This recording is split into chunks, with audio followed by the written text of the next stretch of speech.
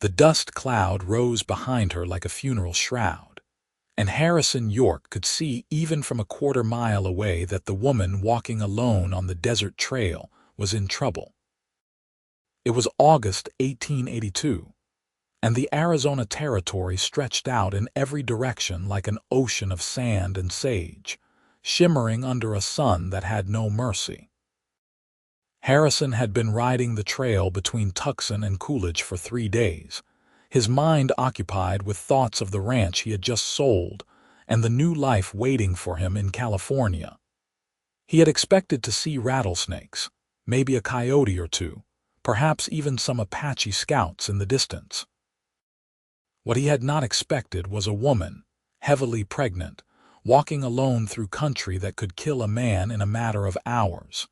He urged his horse forward, a steady bay gelding named Copper who had carried him faithfully for 5 years.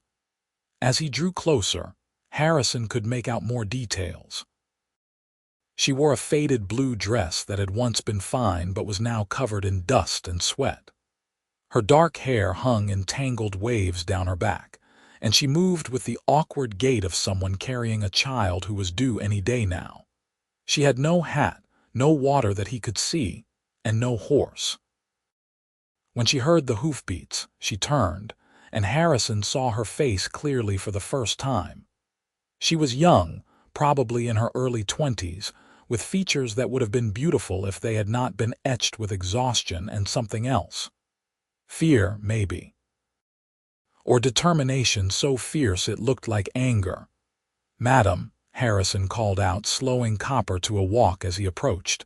"You need help." It was not a question. Anyone could see she needed help. The woman stopped walking and put a hand on her lower back, her face contorting briefly before she schooled her expression into something neutral. "I am fine, thank you." Her voice had the educated accent of the East, Boston maybe, or Philadelphia. It was completely out of place in this desert wilderness. "You are not fine," Harrison said, swinging down from his saddle. He was a tall man, lean and weathered from years of ranch work, with dark hair that needed cutting and eyes that had seen enough of life to know when someone was lying to themselves. "You are 9 months pregnant, walking through the desert, and you do not have any supplies. Where are you headed?" "California," she said, lifting her chin. "I can make it. California is over 200 miles from here, madam. You will not make it 2 more miles in your condition." Her jaw tightened, and for a moment Harrison thought she might actually argue with him. Then her knees buckled and he lunged forward to catch her before she hit the ground. She was lighter than he expected, all bones and baby, and when he steadied her, he could feel her trembling. "Easy now," he said gently. "When did you last eat?" "Yesterday morning," she admitted, and her voice was smaller now, the defiance leaking out of it. "I had some bread. It is gone now." Harrison guided her to a patch of shade beneath a scraggly mesquite tree and helped her sit. He pulled his canteen from Copper's saddle and handed it to her, watching as she drank deeply, too deeply. "Slow down," he cautioned. "You will make yourself sick." She lowered the canteen and wiped her mouth with the back of her hand. "Thank you. What is your name?" Harrison asked, crouching beside her. Up close he could see the sunburn on her nose and cheeks, the cuts on her feet where her worn shoes had rubbed through to skin. "Grace," she said after a moment. "Grace Harper. I am Harrison York, and I need you to tell me the truth, Grace." "How long have you been walking?" 3 days, she said, and her voice broke on the words. 3 days since he left me." Harrison did not need to ask who. The wedding band on her finger told part of the story, and the bitterness in her voice told the rest. "He took the wagon, the horse, everything," Grace continued, staring out at the desert. "Said he did not sign up to be a father, said I trapped him. He left me at a way station 20 miles back and rode off. I have been walking ever since." Rage, hot and immediate, flared in Harrison's chest. What kind of man left his pregnant wife alone in the desert? but he kept his voice calm when he spoke. "You cannot walk to California, Grace, not in your condition. You need rest, food, and a doctor." "I have no money," she said flatly. "No family. My parents disowned me when I married Thomas against their wishes. I have nothing except what I am wearing and the knowledge that there is a town in California where my aunt lives. If I can reach her, she will take me in. She is the only family I have left who might." Harrison sat back on his heels, thinking. Coolidge was 15 miles ahead, a small town with a doctor and a hotel. He could take her there, make sure she was safe, and then continue on his way. It was the decent thing to do, the only thing to do. "I am headed to California myself," he said slowly. "I can take you as far as Coolidge. There is a doctor there who can check you over, make sure the baby is all right. You can rest there, figure out your next move." Grace looked at him with eyes that were the color of sage in spring, green and gray all at once. "Why would you help me?" "You do not know me." "Because it is the right thing to do," Harrison said simply. "And because no one deserves to be left alone like that." Something shifted in her expression, a crack in the armor she had built around herself. Her eyes filled with tears, but she blinked them back fiercely. "I can walk," she said. "I do not want to be a burden." "You are not walking anywhere," Harrison said firmly. He stood and offered her his hand. "You are going to ride on Copper and I am going to walk beside you. That horse can carry you easily, and 15 miles is nothing to me." "I cannot take your horse," Grace protested, but she was already reaching for his hand, her body betraying how desperately she needed the help. "You are not taking him. I am offering him." Harrison pulled her to her feet gently, supporting her weight when she swayed. "Come on now. Let us get you up." Copper was a patient horse, standing still as Harrison helped Grace into the saddle. She moved awkwardly, her pregnant belly making it difficult, but finally she was settled, sitting astride because there was no other way for her to ride in her condition. Her dress rode up, showing her ruined shoes and bloody ankles, and Harrison made a mental note to get her new boots in Coolidge. "Hold onto the saddle horn," he instructed, adjusting the stirrups for her shorter legs. "Copper is steady, but if you feel yourself slipping, tell me right away." Grace gripped the horn with both hands, and Harrison could see her visibly relax as the weight came off her feet. "Thank you," she said again, and this time her voice was thick with emotion. "I do not know what I would have done if you had not come along." "Good thing I did then," Harrison said lightly, taking Copper's reins and starting to walk. The horse fell into step beside him easily, accustomed to being led. They moved slowly through the desert heat, and Harrison found himself hyper-aware of the woman on his horse. Every few minutes he glanced back to make sure she was all right, checking for signs that she might faint or fall. But Grace sat straight, her jaw set with determination, even as her hand occasionally moved to her swollen belly. "How old are you?" Harrison asked after they had been walking for an hour. It seemed important to know, to understand who this woman was that he had found in the desert. 22, Grace said. "I know I look older right now. The desert has not been kind." "You look fine," Harrison said, and meant it. Beneath the exhaustion and sunburn, Grace Harper was striking, with delicate features and an intelligence in her eyes that suggested she had been educated far beyond what was common for women of her time. "How long were you married?" 8 months, Grace said bitterly. "We met in St. Louis last year. Thomas was charming, handsome, said all the right things. My parents hated him immediately, said he was a fortune hunter, but I thought I knew better. I thought it was true love." She laughed, a harsh sound that had no humor in it. "They were right, of course. Thomas wanted my inheritance. When my father refused to give it to us, Thomas convinced me to elope. We married and headed west, chasing the promise of gold and new opportunities. But there was no gold, and Thomas had no skills except gambling and drinking. We ran through what little money I had in 3 months. After that, it was one disaster after another. Harrison listened, anger building with every word. And when he found out about the baby, he was furious. Blamed me as if I had gotten pregnant all by myself. Things got worse after that. We fought constantly. He started disappearing for days at a time. Then 3 days ago, he woke me up before dawn and said we were leaving. He put me in the wagon and drove for several hours, then stopped at a way station. Told me to get out. When I refused, he pulled me out, threw my bag after me and drove away. Grace's voice remained steady as she told the story, but Harrison could hear the pain beneath the words. She had loved this Thomas, trusted him, and he had betrayed her in the worst possible way. "I am sorry," Harrison said quietly. "You deserved better than that."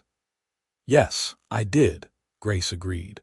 "But feeling sorry for myself will not change anything. I need to focus on surviving, on getting to California, on making a life for my baby." Harrison looked back at her, seeing the steel beneath the vulnerability. Grace Harper might have been abandoned and pregnant, but she was not broken. There was a strength in her that he recognized, the same strength he had seen in his own mother, who had raised him and his 3 siblings alone after his father died in a cattle stampede. "Tell me about your aunt in California," he said, wanting to keep her talking, to keep her mind off the heat and the discomfort. "Her name is Judith," Grace said. "She is my mother's sister, but they have not spoken in years. Judith left Boston 30 years ago to marry a rancher, and my grandparents never forgave her for it. They said she married beneath her station. But Judith and I corresponded secretly when I was growing up. She always wrote such wonderful letters about California, about the ranch, about her life. When things got bad with Thomas, I thought of her. I wrote to her 6 months ago telling her about my situation, asking if I could come stay with her. I never received a reply, but I have to believe she will take me in when I arrive. She has to." The desperation in Grace's voice told Harrison everything he needed to know. She was heading to California on hope alone, with no guarantee that her aunt would even be there, or that she would welcome Grace into her home. It was a terrible gamble, but Harrison understood it. When you had nothing, even the smallest hope was worth chasing. They walked on as the sun climbed higher, turning the desert into a furnace. Harrison's shirt was soaked with sweat, and he had to keep wiping his eyes to clear them. But he did not complain, and neither did Grace. She sat quietly on copper, occasionally shifting her weight, her hand never leaving her belly. Around midday, they stopped to rest in the shadow of a rock formation. Harrison helped Grace down from the horse and watched as she lowered herself carefully to the ground, her movements awkward and painful. "How are you feeling?" he asked, offering her the canteen again along with some jerky and hardtack from his saddlebags. "Tired," Grace admitted, taking the food gratefully. "And the baby has been active all morning. I think he is as uncomfortable as I am." "He?" Harrison asked with a slight smile, or she, Grace corrected, returning the smile weakly. "I do not know, of course. But I have been calling the baby he in my mind. It feels right somehow." Harrison watched as she ate, making sure she took her time and did not make herself sick. She was so young, he thought, and so alone. It stirred something protective in him, something he had not felt in a long time. "How old are you?" Grace asked suddenly, and Harrison realized he had been staring. 28, he said, looking away. "Old enough to know better than most things, young enough to still make mistakes." "Is California a mistake?" Grace asked. "I do not know yet," Harrison said honestly. "I sold my ranch outside Tucson 2 weeks ago. My brother wanted to buy out my half, and I was ready for a change. I have been ranching since I was 18, ever since my mother died. It was all I knew. But lately, I have been feeling like there has to be more to life than branding cattle and mending fences. What will you do in California? Grace asked, nibbling on the hardtack. I have a friend in Sacramento who says there are opportunities there for a man with ranch experience. I figure I will head there, see what happens. Maybe buy some land, start fresh. I have enough money saved to give me options. Grace nodded, but her expression was distant, and Harrison guessed she was thinking about her own uncertain future. After a moment, she said quietly, "Thank you for helping me, Harrison. I do not think I have properly expressed how grateful I am." "You do not need to thank me," Harrison said. "Anyone would have done the same." "No," Grace said firmly. "They would not have. I have learned that the hard way." They rested for another 30 minutes before Harrison helped Grace back onto Copper. She winced as she settled into the saddle, and Harrison saw her press a hand to her side. "Are you all right?" he asked, concerned. "Just a pain," Grace said. "It has been coming and going all morning." "I am sure it is nothing." But Harrison did not like the sound of that. "We need to get you to Coolidge as soon as possible. If that baby decides to come early, we need you near a doctor." They continued on, and Harrison found himself walking faster, pushing the pace as much as he dared without jostling Grace too much. The town was still 10 miles away, and the sun was starting its descent toward the western horizon. They would reach Coolidge by evening if they kept this pace, but Harrison found himself watching Grace more and more frequently, noting the way she bit her lip against pain, the way her breathing had become shallower. As they crested a small rise, Harrison spotted something that made him slow. A group of riders was approaching from the east, moving fast. In this country, riders could mean anything.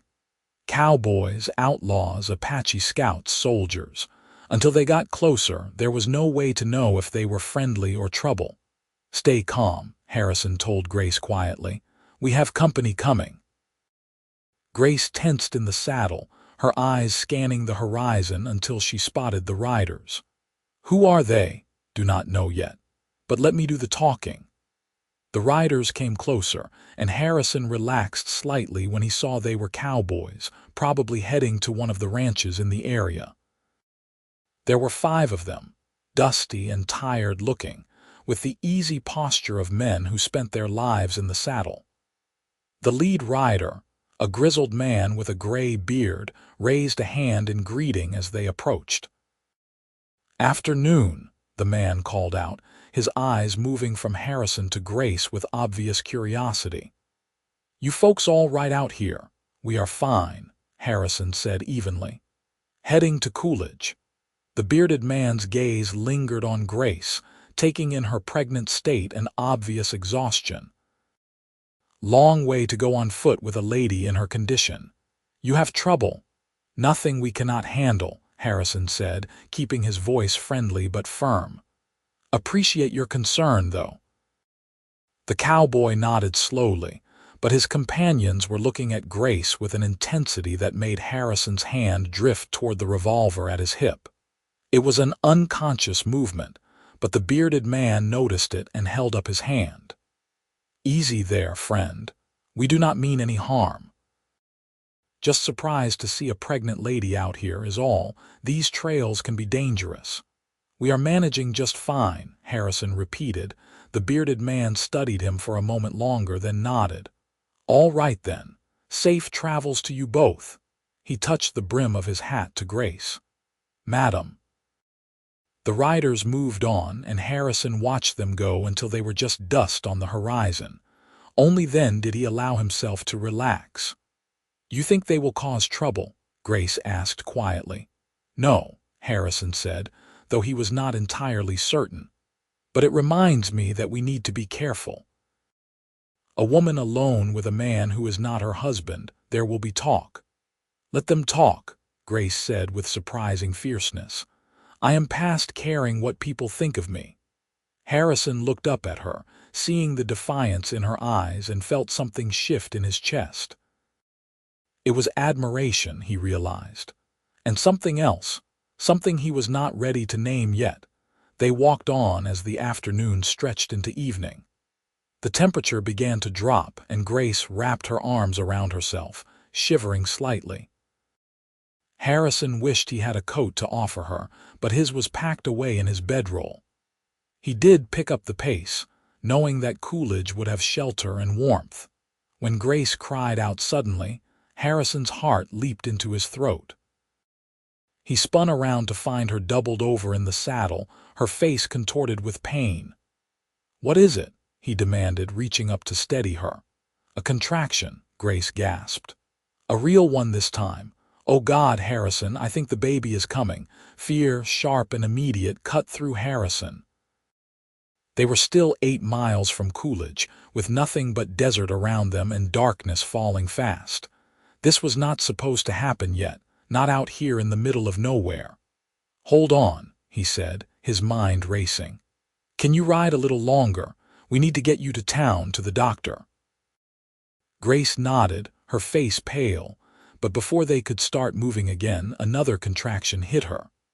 This one was stronger, and she cried out, gripping the saddle horn so hard her knuckles turned white. "How far apart are they?" Harrison asked, trying to remember everything his mother had told him about childbirth. He had been young when his youngest sibling was born, but he remembered the midwife talking about contractions and timing. "I do not know," Grace panted. "Maybe 10 minutes. They have been happening all day, but I thought they were just pains from walking. This is different. This is real." Harrison made a decision. They could not make it to Coolidge, not in time. He needed to find shelter, somewhere Grace could have the baby safely. His eyes scanned the landscape, looking for anything that might work.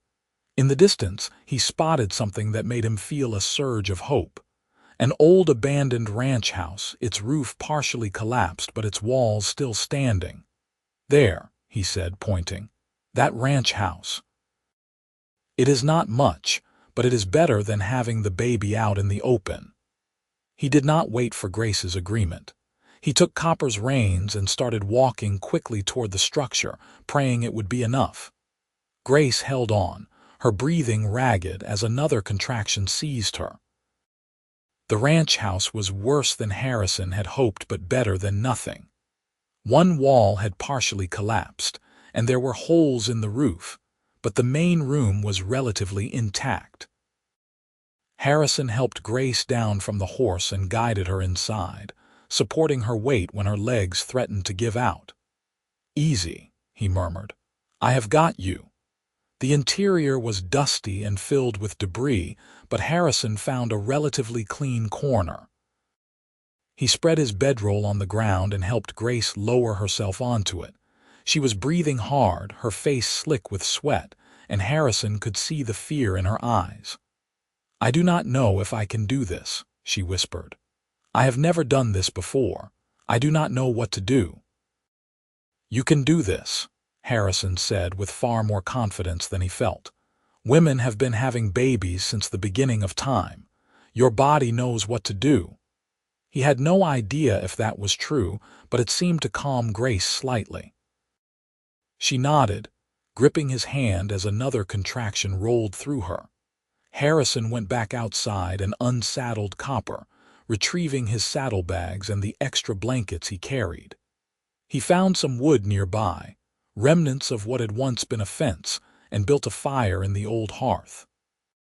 It took several tries with his flint and steel, but eventually, flames caught, casting flickering light through the abandoned room. As night fell completely, Grace's contractions grew stronger and closer together. Harrison did his best to help her, offering water, wiping her forehead with a damp cloth, holding her hand when the pain became too much. He had never felt so helpless in his life. This was beyond his experience, beyond anything he had ever imagined he would have to deal with. "Tell me something," Grace gasped during a brief respite between contractions. "Anything. I need a distraction." Harrison scrambled for something to say. "I had a dog once when I was a boy. His name was Ranger, and he was the ugliest dog you ever saw. Half coyote, my mother said, with one ear that stood up and one that flopped down. But he was loyal. He followed me everywhere, slept at the foot of my bed, and would not let anyone come near me without his approval. What happened to him? Grace asked, and Harrison could hear that she was trying to focus on his words rather than the pain. He died when I was 16, Harrison said quietly. Old age. I cried like a baby when we buried him. My brothers teased me about it for months, but I did not care. He was a good dog. Grace managed a weak smile. I had a cat once. Her name was Clementine. She was orange and white and absolutely terrible. She scratched everyone, knocked over vases, and yowled at all hours. But I loved her anyway. What happened to her? I had to leave her behind when I eloped with Thomas. I gave her to a neighbor, an elderly woman who promised to take care of her. I hope she is still alive. I hope she is happy. Another contraction hit, harder than the others, and Grace screamed. Harrison held her hand, murmuring meaningless words of comfort, wishing desperately that there was something more he could do. The hours passed with agonizing slowness. Harrison lost track of time, his entire world narrowing to this room, this woman, and the life struggling to enter the world. He had delivered foals before, had helped cows give birth, but this was different. This was a human baby, and the woman delivering it was someone he was beginning to care about far more than he should. Somewhere around midnight, Grace's water broke, soaking the bedroll. Harrison had just enough presence of mind to replace it with the extra blankets, trying to make her as comfortable as possible. Grace was crying now, exhausted beyond measure, her body shaking with the effort of labor. I cannot do this, she sobbed. Harrison, I cannot. It hurts too much. Yes, you can, Harrison said firmly, gripping both her hands. Grace, look at me. You are the strongest person I have ever met. You walked through the desert for 3 days while pregnant. You survived being abandoned by a man who should have protected you. You can do this. I know you can. Something in his words seemed to reach her. Grace's eyes focused on his face and she nodded, drawing on some deep reserve of strength that Harrison could only marvel at. I need to push, she said suddenly. Harrison, I need to push now. Harrison positioned himself to help her, trying to remember everything he had ever heard about childbirth. Then push, he said. I am here, I will help you. Grace pushed, her scream echoing through the abandoned ranch house. Once, twice, 3 times. Harrison could see the baby's head crowning, and his heart was pounding so hard he thought it might burst from his chest. Again, he urged. One more time, Grace. You are almost there. Grace gathered herself and pushed with everything she had left. Harrison saw the baby slide free, tiny and perfect, and his hands moved instinctively to catch the infant. It was a boy, just as Grace had predicted, with a shock of dark hair and lungs that announced his displeasure at being born in such rough conditions. You did it, Harrison said, his voice rough with emotion. Grace, you did it. You have a son. He wrapped the baby in his cleanest shirt, using his knife to cut the umbilical cord the way he had seen done with livestock. It was not elegant, but it worked. The baby continued to cry, a strong, healthy sound that filled Harrison with relief. Grace was laughing and crying at the same time as Harrison placed the baby in her arms. She looked down at her son with such love and wonder that Harrison had to look away, feeling like he was intruding on something sacred. He is perfect, Grace whispered. Harrison, he is perfect. He is, Harrison agreed, settling down beside them. He was exhausted, covered in sweat and blood, but he had never felt more awake in his life. What will you name him? Grace studied her son's face, trailing a finger gently down his cheek. Samuel, she said after a moment. Samuel Harper. It was my grandfather's name. He was the only one in my family who was ever kind to me after I eloped." "Samuel," Harrison repeated. "It is a good name." They sat in silence for a while, listening to the baby's cries gradually settle into soft whimpers. Grace attempted to nurse him, and after some initial fumbling, Samuel latched on. Grace looked up at Harrison with tears streaming down her face. "Thank you," she said. "I do not have the words to thank you properly. You saved our lives tonight, both of us." "You saved your own life," Harrison said gently. "I just helped a little."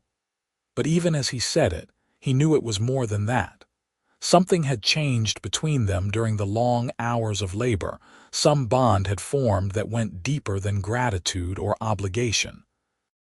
When he looked at Grace holding her son, Harrison felt something in his chest tighten, a longing he had never experienced before. He stood abruptly, needing distance to clear his head. "Try to get some rest," he said. "I will keep watch, make sure the fire does not go out." Grace nodded, already looking drowsy. Harrison added wood to the fire and then sat near the doorway, his rifle across his knees, watching the desert night. The stars were brilliant overhead, undimmed by any town lights, and the air had turned cold. Harrison pulled his coat tighter around himself and tried not to think about the woman and baby sleeping behind him. He had told himself he would help Grace to Coolidge and then continue on his way. That was still the plan. It had to be the plan. He barely knew her, and she was married, however miserable that marriage might be. She had her own path to follow, her own destination. His life had no room for a woman with a newborn baby, especially one who was running from her past. But even as he thought these things, Harrison knew he was lying to himself. In just one day, Grace Harper had gotten under his skin in a way no woman ever had. Her strength, her courage, her determination to survive against all odds, it called to something deep inside him. And the way she had looked at him when he placed her son in her arms, like he was some kind of hero, it made him want to be the man she saw. Dawn came slowly, painting the desert in shades of pink and gold. Harrison stood and stretched, his muscles stiff from sitting all night. Behind him he heard Grace stirring, and he turned to find her awake, Samuel cradled against her chest. "How are you feeling?" Harrison asked, coming to crouch beside her. "Sore," Grace admitted, "and tired, but better than I expected. Samuel has been sleeping soundly." Harrison looked at the baby, at his tiny, perfect features, and felt that unfamiliar tightness in his chest again. "He is a beautiful baby." "He is," Grace agreed, smiling down at her son. Then her smile faded. "What do we do now, Harrison?" It was the question he had been avoiding all night. "We rest here today," he said after a moment. "You need to recover your strength. Tomorrow, if you are feeling up to it, we will make our way to Coolidge. The doctor there can check you both over, make sure everything is all right." "And then?" Grace asked quietly. "And then we figure out the next step," Harrison said, not quite meeting her eyes. "But do not worry about that now. Just focus on resting and taking care of Samuel." They spent the day in the abandoned ranch house. Harrison explored the property and found an old well that still had water, though he boiled it before giving any to Grace. He caught a rabbit and cooked it over the fire, and Grace ate ravenously, her body demanding fuel after the ordeal of childbirth. As the day wore on, Harrison found himself watching Grace more and more. The way she held Samuel, the way she sang to him softly, the way her face softened when she looked at her son, it stirred something protective and possessive in him. He tried to push the feelings away, but they kept returning, stronger each time. That evening, as they sat by the fire, Grace said suddenly, "Tell me about your family, Harrison. Your real family, not just the dog." Harrison was quiet for a moment, organizing his thoughts. "My father died when I was 10, a cattle stampede. My mother raised me and my 3 brothers alone after that. She was tough, my mother. Had to be. She ran the ranch herself, hired hands, sold cattle, kept food on the table. She taught us that you do not give up, no matter how hard things get. She sounds like a remarkable woman, Grace said softly. She was. She died 8 years ago, influenza. By then, my brothers and I were grown. We kept the ranch going for a while, but my heart was never really in it. When my oldest brother, Henry, said he wanted to buy me out, I saw it as a chance to start fresh. Do you have other family? A wife? Harrison shook his head. No wife. There was a woman once 5 years ago. Her name was Margaret, and we were engaged to be married. But 2 weeks before the wedding, she ran off with a traveling salesman. Said she could not stand the thought of being a rancher's wife, stuck on a dusty ranch in the middle of nowhere. I suppose she wanted more excitement than I could offer. Then she was a fool, Grace said with surprising intensity. Any woman would be lucky to have you, Harrison York. You are kind, brave, and decent. Those are rare qualities. Harrison looked at her, startled by the passion in her voice. You barely know me, Grace. I know enough, she said firmly. I know you found me in the desert and helped me when you could have just ridden past. I know you gave me your horse and walked beside me for hours in the heat. I know you delivered my baby and sat up all night keeping us safe. What more do I need to know? Their eyes met across the fire, and Harrison felt the air between them change, become charged with something he could not name. He wanted to reach for her, to touch her face, to tell her that she was remarkable too, that her husband had been a fool and a coward to leave her. But he held back, knowing it was too soon, knowing she needed time to heal and figure out her life. Get some rest, he said instead, his voice rough. We have a long day tomorrow. Grace nodded, but her eyes lingered on his face for a moment before she settled down with Samuel. Harrison watched the fire burn low, his mind a tangle of thoughts and feelings he could not sort through. The next morning, Harrison helped Grace onto Copper, settling her carefully with Samuel wrapped in a blanket against her chest. She was moving slowly, still recovering from the birth, but she insisted she was strong enough to make the ride to Coolidge. If you need to stop, tell me immediately, Harrison instructed as he took Copper's reins and started walking. I will, Grace promised. They made slow progress, stopping frequently to let Grace rest and nurse Samuel. The baby was doing well, nursing strongly and sleeping peacefully, which relieved Harrison more than he could express.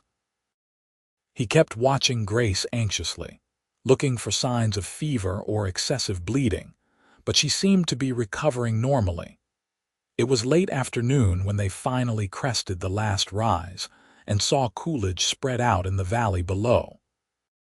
It was a small town, just a main street with a handful of buildings, but to Harrison, it looked like paradise. There would be a doctor, a hotel with real beds, food, and safety. As they rode into town, people stopped to stare at them. Harrison was aware of how they must look. A dusty cowboy leading a horse with a woman holding a newborn baby. He could see the speculation in their eyes, the judgments being formed, but he ignored them. Let them think what they wanted. The doctor's office was easy to find, marked by a weathered sign that read Dr. James Winters, physician. Harrison helped Grace down from Copper and supported her as they walked inside. A bell above the door announced their arrival, and a moment later, a man emerged from the back room. Dr. Winters was in his 50s, with iron-gray hair and keen blue eyes that took in Grace and Samuel with immediate professional concern. "What do we have here?" he asked, gesturing for them to follow him. "I had a baby 2 nights ago," Grace said, "in an abandoned ranch house. Mr. York helped deliver him, but I would like you to check us both over, make sure we are all right." If Dr. Winters had any judgments about the situation, he kept them to himself. "Of course. Come with me, Mrs. Harper," Grace supplied. "Grace Harper, and this is Samuel." The examination took nearly an hour. Harrison waited in the front room, pacing like an expectant father, which made him feel foolish. But he could not shake the anxiety that gripped him until Dr. Winters emerged with Grace and Samuel. "They are both doing remarkably well," the doctor said, smiling. "The baby is healthy, good weight, strong lungs. Mrs. Harper is recovering nicely, though she needs rest and good food. I have given her some instructions for care. No traveling for at least 2 weeks. 2 weeks." The words hung in the air between them. Harrison had planned to continue on to California within a few days, but now everything had changed. "Thank you, doctor," Grace said. "What do I owe you?" $5, Dr. Winters said. Grace's face fell. "I do not have $5. I do not have any money at all." "I will pay it," Harrison said immediately, reaching for his wallet. "No," Grace protested. "You have already done so much. I cannot ask you to pay for this too." "You are not asking. I am offering." Harrison handed the doctor $5 and then added another $2. "And that is for any supplies she might need. Medicine, bandages, whatever you think is necessary." Dr. Winters took the money and nodded approvingly. "You are a good man, Mr. York. Not many would do what you have done for a stranger." After leaving the doctor's office, Harrison took Grace to the hotel. The proprietor, a middle-aged woman named Mrs. Chen, took one look at Grace and Samuel and immediately softened. "Poor dear," she said, clucking sympathetically. "Come, I have a room on the ground floor, nice and quiet. You look like you could use a hot bath and a proper meal." Harrison paid for 2 rooms, one for Grace and one for himself, though Mrs. Chen's eyes widened slightly at this arrangement. He ignored her curiosity and helped Grace to her room, carrying her bag and making sure she was settled before retreating to his own space. That night, as Harrison lay in a real bed for the first time in weeks, he stared at the ceiling and tried to figure out what he was going to do. The original plan had been to reach California, start fresh, build a new life. But that plan had been made before he met Grace, before Samuel, before everything changed. He could still leave, he told himself.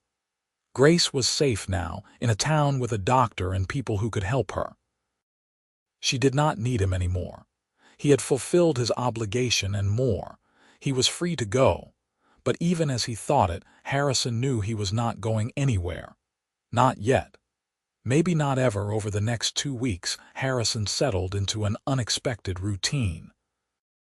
Every morning he checked on Grace and Samuel, bringing them breakfast from the hotel dining room. He spent his days doing odd jobs around town, earning money to pay for their rooms and food. He repaired fences, helped at the general store, even assisted the blacksmith for a few days. In the evenings, he sat with Grace in her room, the two of them talking while Samuel slept nearby. Harrison learned about her childhood in Boston, her love of books and music, her dreams of becoming a teacher. Grace learned about his years on the ranch, his complicated relationship with his brothers, his fear that he was wasting his life doing the same things day after day. With each conversation, Harrison felt himself falling deeper. Grace was not just beautiful or brave. She was intelligent and funny, with a sharp wit that caught him off guard and made him laugh. She challenged his assumptions, asked him questions that made him think, and listened to his answers like they mattered. And the way she was with Samuel, so tender and devoted, it made Harrison's heart ache. He found himself imagining a future where he could watch her like this every day, where Samuel would call him father, where they could be a real family. But there were obstacles. Grace was still married to Thomas, whatever kind of marriage it was. She had her own plans to reach California and find her aunt. And most importantly, Harrison had no idea how she felt about him. She was grateful, certainly. She seemed to enjoy his company.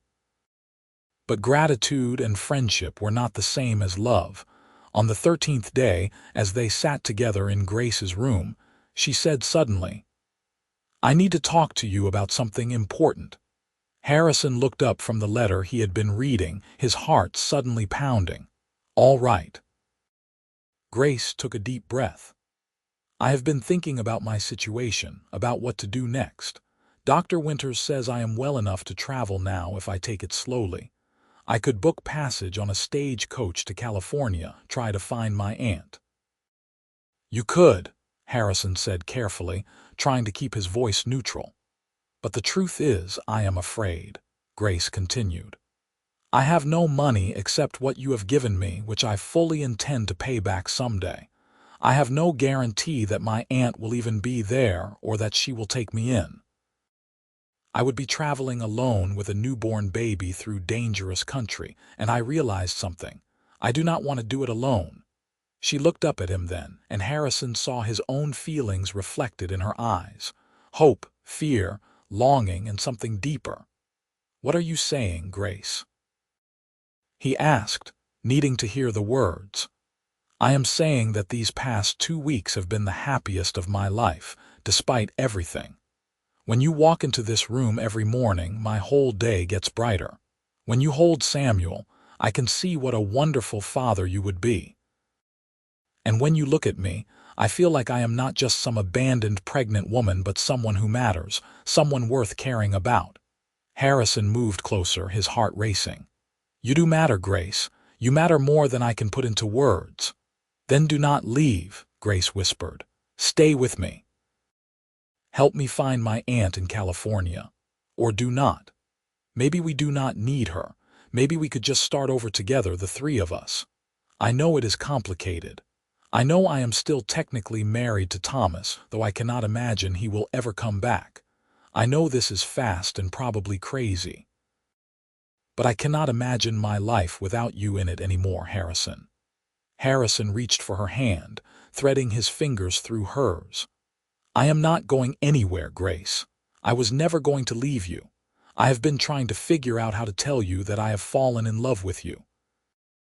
That from the moment I saw you walking through that desert, something in me recognized something in you. I know it is fast. I know there are complications. But I do not care. I love you. I love Samuel. I want to build a life with you, whatever that looks like."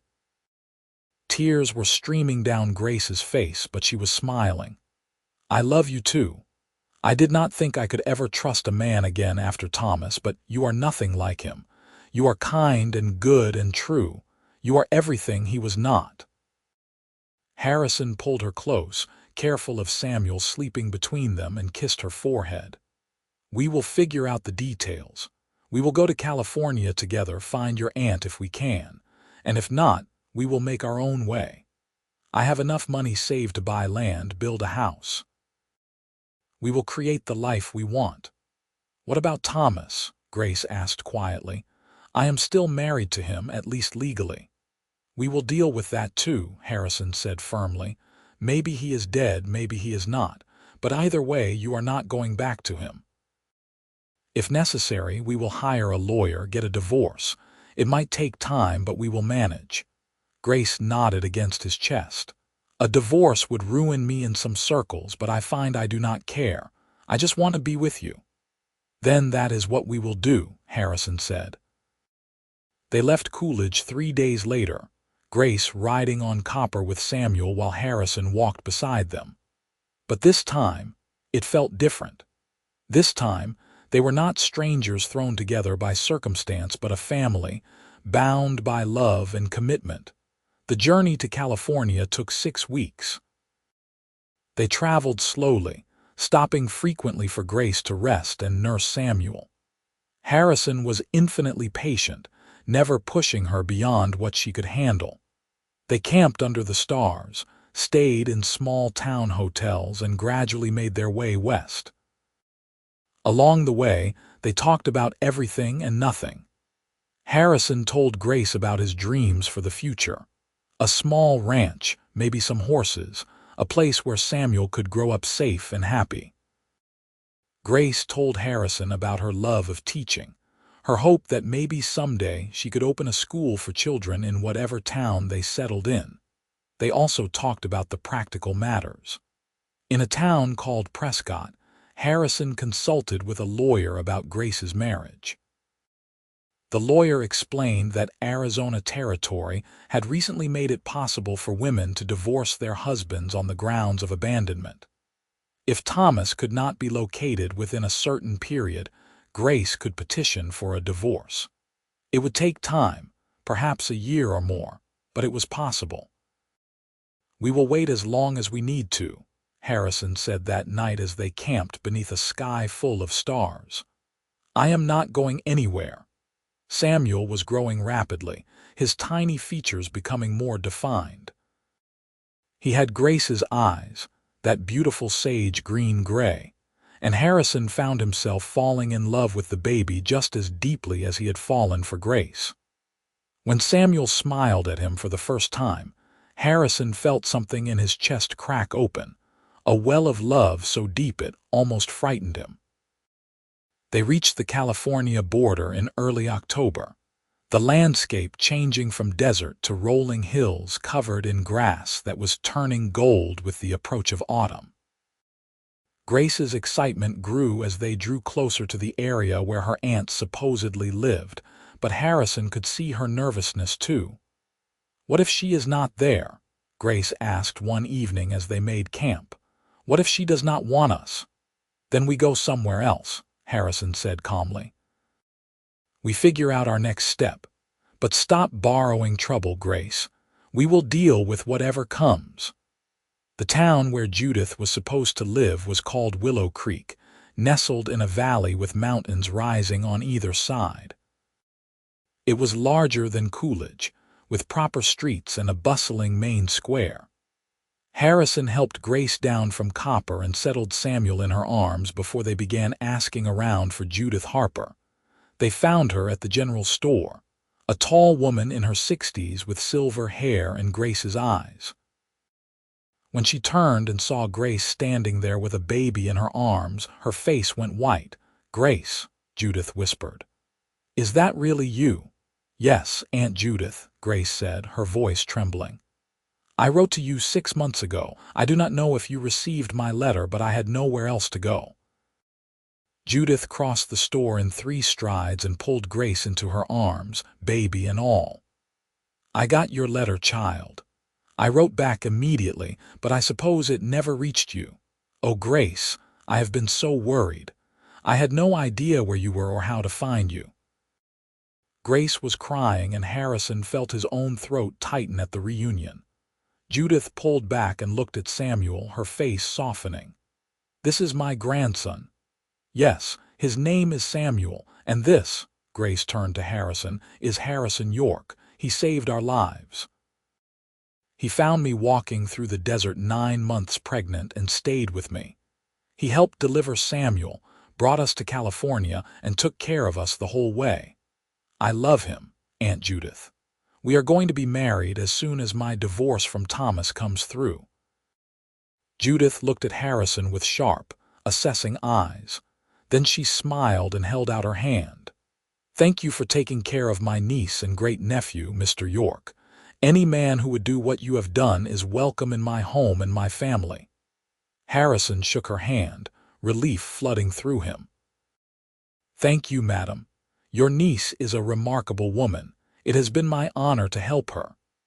Judith insisted they come stay at her ranch, which was several miles outside of town.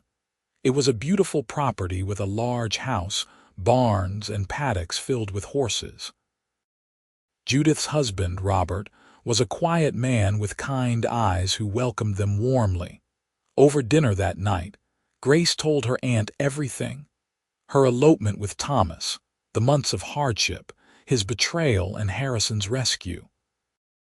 Judith listened with a face that cycled through shock, anger, and finally pride. "You have been through hell, child," Judith said when Grace finished. "But you survived it, and you found a good man in the process. That is no small thing." "I want to get a divorce as soon as possible," Grace said. "And then I want to marry Harrison. I know it might be scandalous, but I do not care anymore."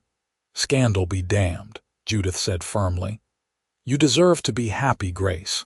You deserve a man who will treat you right, and from what I can see, Mr. York is that man." Harrison met Judith's eyes across the table and nodded. "I will spend the rest of my life making sure Grace and Samuel are happy and safe. You have my word on that." The months that followed were some of the best of Harrison's life. He and Grace lived at Judith's ranch while the divorce proceedings moved forward. Harrison worked alongside Robert, learning about horse breeding and helping to run the ranch. Grace helped Judith with the household and began talking about opening a small school in Willow Creek. Samuel grew from a tiny newborn into a chubby, laughing baby who delighted everyone around him. Harrison spent hours playing with him, and when Samuel said his first word, it was not Mama but a garbled version of Harrison's name that sounded like Har. "He thinks you are his father," Grace said, watching them together with tears in her eyes.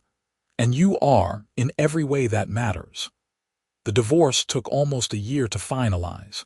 During that time, Harrison and Grace grew closer every day. They took long walks together, rode horses across the hills, and talked about their future. Harrison bought a parcel of land adjacent to Judith's ranch, and together he and Robert began building a house. It was not grand, but it was solid and comfortable, with 3 bedrooms and a big kitchen.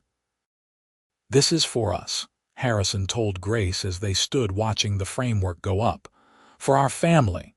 When the divorce is final and we can marry, this will be our home." "It is perfect," Grace said, leaning into him. "Everything is perfect." The divorce was granted in May of 1883. Grace was officially free, no longer tied to a man who had abandoned her. 2 weeks later, on a bright Saturday morning, Grace and Harrison stood in the small church in Willow Creek and exchanged vows. Samuel, now 10 months old, was held by Judith during the ceremony, and when the minister pronounced them husband and wife, the baby clapped his hands and laughed. Harrison kissed his bride with all the love and passion he felt, and when they pulled apart, Grace was glowing with happiness. "I love you, Mrs. York," Harrison said. "I love you too," Grace replied. "Thank you for finding me in the desert. Thank you for saving me." "Thank you for letting me," Harrison said. They moved into their new house the next day. It was simple and sparsely furnished at first, but Grace had a gift for making a house feel like a home. She hung curtains, planted flowers, and filled the rooms with warmth and laughter. Harrison added furniture he built himself, and slowly the house became a reflection of their life together.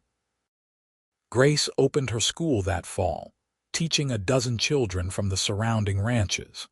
She loved it, and Harrison loved watching her come alive when she talked about her students. He spent his days working the land, raising horses, and building the life he had always dreamed of. Samuel grew into a bright, active toddler who followed Harrison everywhere.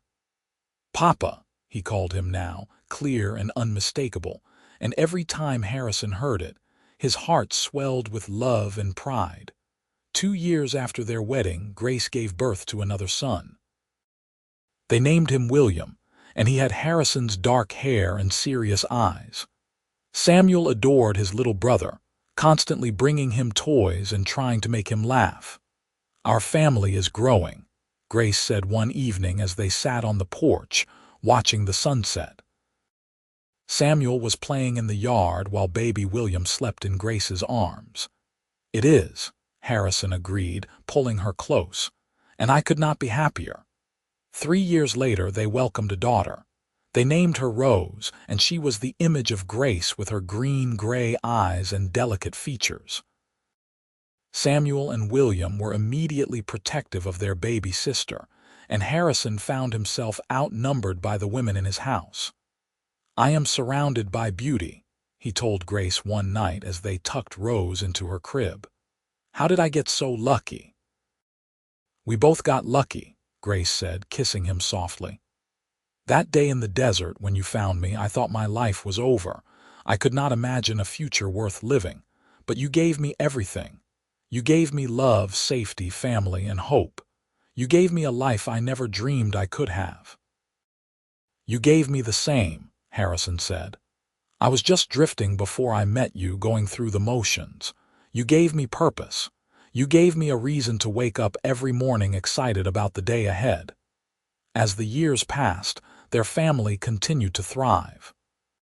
Samuel grew into a fine young man who loved horses as much as Harrison did. William was quieter, more studious, and wanted to be a lawyer. Rose was headstrong and independent, determined to make her own way in the world. Judith and Robert remained a constant presence in their lives, doting on their grandchildren and offering wisdom when needed. The ranch prospered, and Harrison and Grace became respected members of the Willow Creek community. On their 10th wedding anniversary, Harrison took Grace back to the spot where he had first found her. It was a long journey, but he wanted to show her how far they had come. They stood together on the desert trail, watching the sun set in the same sky that had witnessed the beginning of their story. "You ever regret it?" Harrison asked quietly. "Choosing me, choosing this life?" Grace turned to him with eyes full of love. "Not for a single second. Every hardship I endured, every mile I walked through that desert, it was all worth it because it led me to you. You are my home, Harrison York. You always will be." Harrison pulled her close and kissed her, pouring 10 years of love into that single moment. "You are my everything, Grace. You and the children. I wake up every morning grateful that I decided to ride that trail, that I saw you walking alone, that I had the courage to stop and help." "It was not courage," Grace said, smiling. "It was fate. We were meant to find each other. We were meant to build this life together." "I believe that," Harrison said.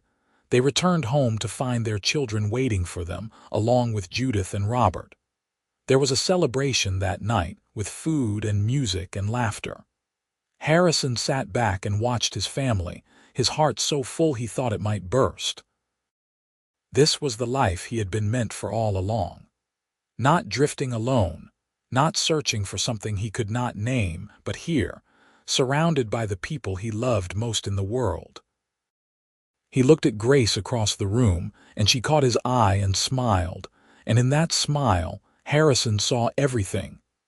Their past, their present, and the beautiful future still ahead of them. Samuel had grown into a young man of 23 now, working the ranch alongside Harrison and courting a girl from town. William was studying law in San Francisco, writing letters home every week. And Rose, 16 and fierce, was teaching at her mother's school, following in Grace's footsteps. Harrison was 49 years old, with silver threading through his dark hair and lines around his eyes from years of laughter and sun. Grace was 43, still beautiful, still the same woman he had found walking through the desert all those years ago. Their love had not diminished with time but had grown deeper, richer, more essential. One evening, as they sat on their porch watching the sunset, Grace said, "Do you know what I think about sometimes?" "What is that?" Harrison asked, taking her hand. "I think about Thomas. About how different my life would have been if he had not left me. If he had stayed, if we had made it to California together, I never would have met you. I never would have had this life, these children, this love. So in a strange way, his abandonment was the best thing that ever happened to me." Harrison squeezed her hand. "I think about that too, about all the things that had to happen exactly the way they did for us to find each other. It makes me believe in something bigger than us, some force or fate that knew we belonged together." "I believe in that too," Grace said softly. "I believe we were meant to be." They sat in comfortable silence, watching the sky turn from gold to pink to purple.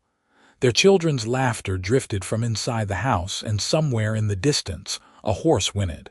This was home. This was love. This was the life they had built together from nothing but hope and determination. and a chance encounter in the desert. Harrison thought back to that day 22 years ago when he had spotted a pregnant woman walking alone through the brutal Arizona heat. He had not known then that stopping to help her would change his entire life. He had not known that the woman on the trail would become his wife, his partner, his everything. He had not known that the baby she carried would be the first of the children he would raise and love as his own. But life had a way of surprising you with gifts you did not know you needed. And the greatest gift Harrison had ever received was Grace Harper York, the woman who had been 9 months pregnant and walking to California when he put her on his horse and walked beside her, not knowing that he was walking toward his destiny, toward the family and life and love he had always been meant to find. As the stars began to appear in the darkening sky, Harrison pulled Grace close and kissed the top of her head.